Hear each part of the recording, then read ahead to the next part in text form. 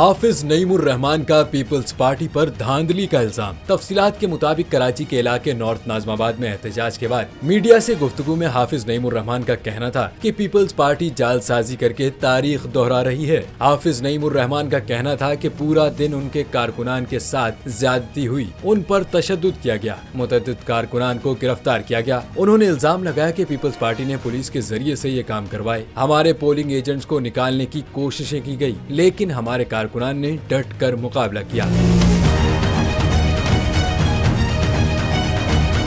हाफिज नईम के मुताबिक new Karachi UC 13 और 4 में बदतरीन सूरत हाल रही। उनका कहना था कि फॉर्म 11 के मुताबिक हमने यूसी 4 जीत ली है, लेकिन नताइज को तब्दील किया गया। नताइज फॉर्म 11 के मुताबिक नहीं है। उन्होंने कहा कि इलेक्शन कमीशन से राब्ता करते रहे, लेकिन नताइज जारी करने में ताखीर की गई। इलेक्शन कमीशन ने यकीन दिलाया कि दुरुस्त नताइज जारी करेंगे।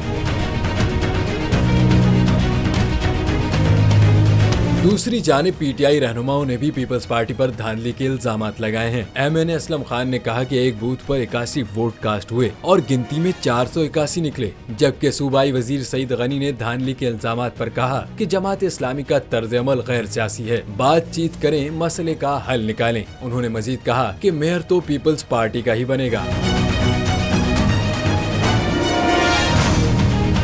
हवाए नफ्स की है हुक्मरानी, लुटेरा कर रहा है पासबानी।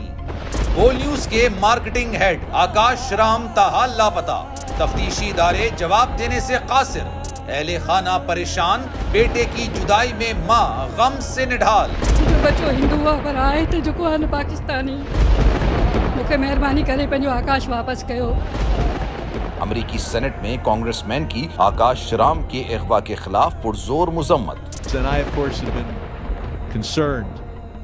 About some of the terrible disappearances, some of the abuses of human rights in Pakistan. United nation ने भी आकाश राम की बाजियाबी के लिए मौसर इकदामात उठाने का इंदिया दे दिया। आलमी सहाफती तंजीम और इंसानी हुकूक की आलमी तंजीमों की भी आकाश राम के अगवा की मुजम्मत।